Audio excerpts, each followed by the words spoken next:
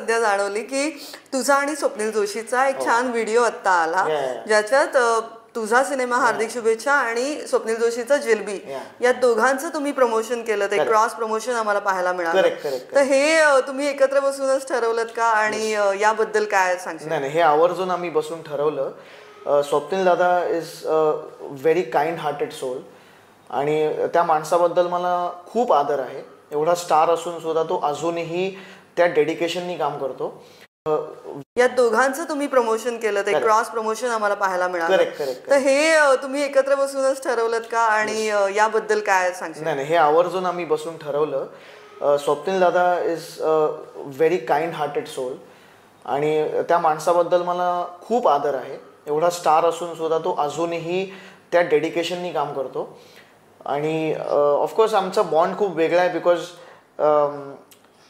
खूप वर्षांपासून ओळखतो आणि it's a very brotherly bond between us. तो आम्हाला सेम इंटेन्शन आहे की मराठी फिल्म्स जर आपणच प्रमोट नाही केले तर काय होईल. प्रॉब्लेम असा आहे की जॉग्राफिकली बॉलिवूड मुंबईत आहे. साऊथ इंडियन फिल्म्सनी आता खूप डॉमिनेट करायला सुरू केलंय आणि मराठी इंडस्ट्रीला महाराष्ट्रामध्येच काही किंमत उरली नाहीये असा माझा समज आहे. म्हणजे मराठी माणसाचीच काही किंमत नाही राहिली असं मला पर्सनली वाटतं. मराठी फिल्म इंडस्ट्रीला जर आता काही मोठं झालं घेतली पाहिजे मिळत आम्हाला. आता मी जेव्हा पाडवाला रिलीज अनाऊन्स केली तेव्हाच ईद आहे वाटतं आणि सिकंदर रिलीज होणार आहे. ते सगळं बघून आम्हाला करायला लागतं. पण म्हणलं अरे माझीच मुंबई माझा महाराष्ट्र आणि मी दुसरे साऊथवाले कुठली येणार आहे हिंदी कुठली येणार आहे हे बघून आम्ही डिसाईड करायचं. मला हे लॉजिकच कळत नाही आणि मला त्याचं फार वाईट वाटतं. मी मुंबईचा आहे. मला प्रेम दिलं महाराष्ट्राच्या लोकांनी. आज तुम्हाला एंटरटेन करण्यासाठी आम्ही सज्ज आहोत पण आम्हाला ती संधी तो प्लॅटफॉर्मच नाही आहे. आज OTT मराठी फिल्म्स विकत घेतच नाही. मोठे मोठे मला नावं नाही घ्यायची पण ते विकत नाही घेत. साऊथ इंडियन घेतात मग तुम्ही म्हणता की तुम्ही त्या दर्जाचे बनवा. अरे बाबा रिकव्हरी कुठनं करायची आम्ही? तेवढे थिएटर तेवढं रेव्हेन्यू आहे का? सॅटेलाइट डिजिटल म्युझिक अजिबातच नाही आहे. सो स्वप्नील दादा आणि आम्ही ठरवलं की करते बॉस कुछ. काय होतं आपल्यात काय प्रॉब्लेम आहे युनिटी नाही आहे मराठी लोकांमध्ये प्रत्येक फील्डमध्ये नॉट इवन मराठी इंडस्ट्री.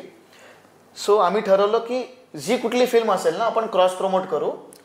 आणि मी सुद्धा हे आता तुझ्या मार्फत सगळ्यांना सांगतो मराठी निर्मात्यांना तुम्हाला माझी गरज आहे ना मला वापरून घ्या काय इश्यू नाही.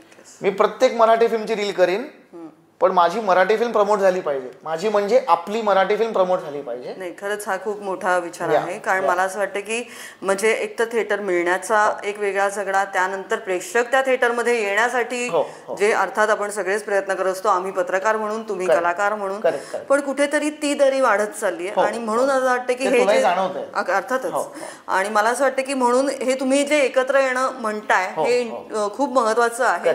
तर तसा काय विचार झाला होता काय बोलणं झालं होतं तुमच्यात थोडंसं त्याबद्दल अजून डिटेल?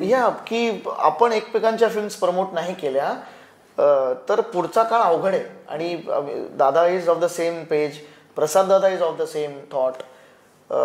सो आय थिंक एकत्र येणं गरजेचं आहे